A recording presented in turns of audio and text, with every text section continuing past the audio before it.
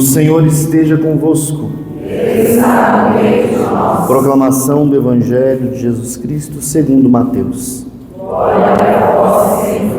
Naquele tempo, quando soube da morte de João Batista, Jesus partiu e foi de barco para um lugar deserto e afastado. Mas quando as multidões souberam disso, saíram das cidades e o seguiram a pé. Ao sair da barca, Jesus viu uma grande multidão, encheu-se de compaixão por eles e curou os que estavam doentes. Ao entardecer, os discípulos aproximaram-se de Jesus e disseram: Este lugar é deserto e a hora está adiantada. Despede as multidões para que possam ir ao povoado comprar comida. Jesus, porém, lhes disse: Eles não precisam ir embora, dai-lhes vós mesmos de comer. Os discípulos responderam: Só temos aqui 5 pães e 2 peixes. Jesus disse: Trazei-os aqui. Jesus mandou que as multidões se sentassem na grama. Então pegou os 5 pães e os 2 peixes, ergueu os olhos para o céu e pronunciou a bênção. Em seguida, partiu os pães e os deu aos discípulos. Os discípulos os distribuíram às multidões. Todos comeram e ficaram satisfeitos. E dos pedaços que sobraram, recolheram ainda 12 cestos cheios. E os que haviam comido eram mais ou menos 5.000 homens, sem contar mulheres e crianças. Palavra da salvação. Glória a vós, Senhor. São João Maria Vianney nasceu em 1786. Se você prestou atenção nas aulas de história, a Revolução Francesa começa em 1789. A Revolução fez uma grande campanha contra a Igreja. Os padres que não juravam lealdade à Revolução eram decapitados. E padre só jura lealdade ao Evangelho, não jura lealdade a partido, nem a político nenhum. Portanto, São João Maria Vianney cresceu nesse contexto de perseguição. A sua primeira comunhão foi numa missa clandestina. Na biografia dele, é bonito ver que os padres se disfarçavam de padeiro, de açougueiro, trabalhavam no campo, ninguém sabia quem eram os padres. Ele celebrava a missa no curral, celebrava a missa no fundo da padaria. Lá os padres faziam as suas catequeses. E nesse contexto cresceu o pequeno João Vianney.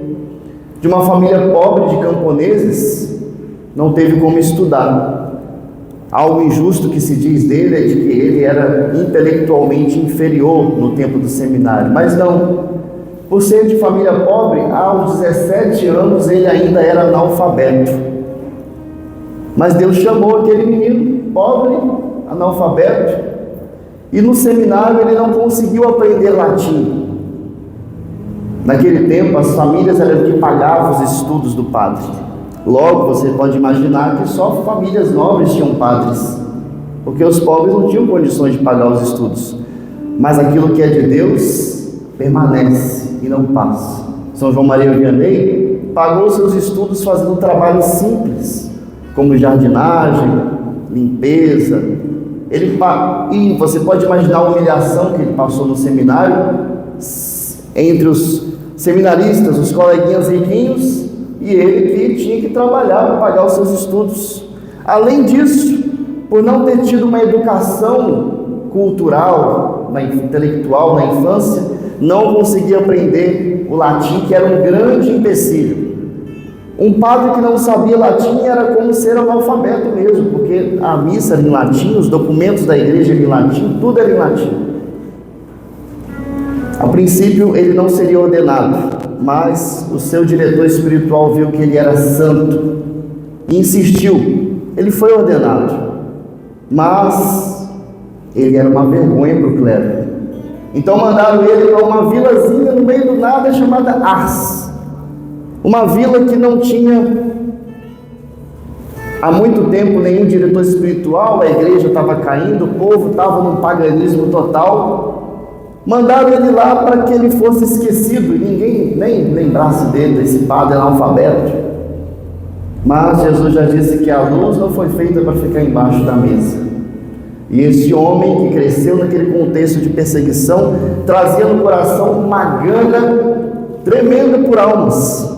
Porque aí nós, trazendo para o Evangelho, eu comecei a missa dizendo para vocês que o sacramento da Eucaristia nasce junto com o sacramento da ordem, porque assim como a hóstia se consome, o padre é consumido pelo amor ao reino de Deus. O sacerdócio dos judeus oferecia um sacrifício de animais. Jesus, como o sacerdócio novo, oferece o sacrifício de si mesmo. O padre oferece o sacrifício de si mesmo pela conversão dos pecadores. São João Maria Vianney, uma vez perguntaram para ele por que ele era tão bem sucedido na conversão das almas.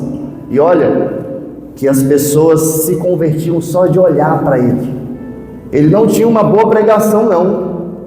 Daí, abrindo um parênteses, as pessoas acham que para você ser um bom pregador, você precisa ter uma boa retórica, você tem que fazer curso de retórica. Não.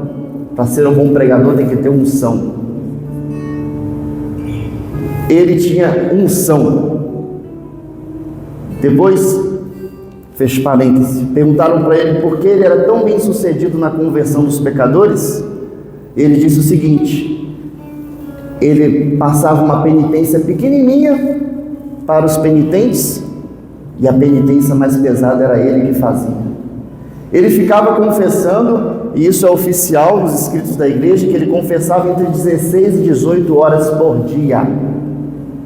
E quanto que ele rezava? Tinha que rezar ainda. Dormia entre 2 e 3 horas por dia.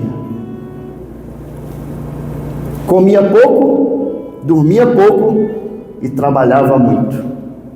Aquele padre que foi mandado lá para ficar escondido começou a ter uma grande fama. A cidade inteira se converteu, todos, 100% foram convertidos. Criaram uma ferrovia passando por Ars, que existe até hoje, para que reis e bispos fossem lá se confessar com ele, porque ele tinha um dom místico de ler a alma das pessoas. Ele revelava os pecados escondidos. São João Maria Vianney curou doentes, foi perseguido também, sobretudo pelo demônio que tentou acabar com a vocação dele. Num momento de exorcismo, o demônio falou para ele: se tivessem 3 dele no mundo, o inferno já teria sido acabado. Tamanho era a grandeza desse pequeno, grande homem.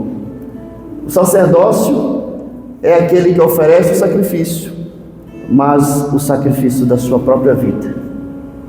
O sacerdote é um homem que esconde as suas próprias feridas para cuidar das feridas dos outros, mas ele não deixa de ter feridas. Por isso nós devemos ter misericórdia dos padres, sobretudo os padres que pecam, que cometem erros. E aqui eu não estou dizendo isso para passar pano e nem para justificar, porque o que é certo, o que é errado, mas nós devemos ter misericórdia, porque assim como o sacerdote santifica o povo também santifica o sacerdote. O padre esconde as suas feridas, mas ele ainda tem feridas. Você tem padres que vieram de famílias nobres, padres que vieram de famílias pobres, padres que sofreram abusos na infância, padres que tiveram que trabalhar muito cedo. Todo mundo tem a sua história, tem o seu sofrimento, sofrimentos e histórias que vão muitas vezes refletir no seu ministério, na sua vida. E nós devemos olhar o padre como um homem sagrado, um homem santo, um homem separado, mas um homem que tem fraquezas, que tem defeito, que cansa, que se frustra, que às vezes diz não.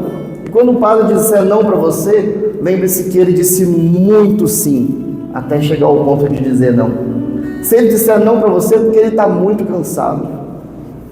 Padre tem depressão, padre se suicida, vocês já viram por aí. Padre vai até para o inferno. Rezemos pelo sacerdócio, porque o padre, ele se entregou por amor ao reino de Deus, e se entregou livremente. sem querer nada em troca. Peçamos a Deus que cuide dos nossos padres, que proteja, que guarde, porque o padre, ele se sacrifica para dar a vida aos outros, vida na Eucaristia, vida na comunhão, no sacramento da penitência. E lembre-se de uma coisa, às vezes, as pessoas cobram do padre coisas que elas não fazem.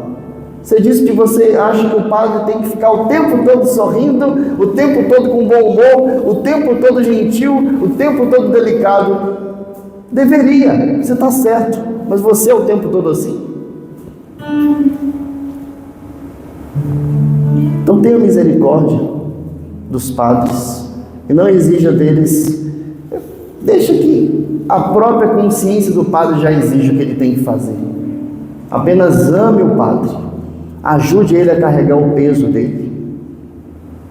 E por último, não fale mal do padre, pelo amor de Deus, porque você está falando mal de um homem santo. Não santo pelos méritos dele. Eu não sou santo pelos meus méritos, inclusive posso ir para o inferno, mas é Cristo que está sobre mim. Então não fale mal do padre, porque sabe por quê? Porque o padre ele tem o dever moral de ter misericórdia de todos. Veja, Jesus se encheu de misericórdia. O padre esconde os pecados de todos, mas quando o padre cai, todo mundo se acha do direito de falar do pecado do padre. Uma pessoa que fala mal do padre deveria ter vergonha, porque ela vai lá, confessa, o padre esconde o pecado dela, mas depois ela sai falando do pecado do padre. Isso é muito feio. Bom cristão não deveria cair nesse pecado. Louvado seja o nome do nosso Senhor Jesus Cristo. Para sempre.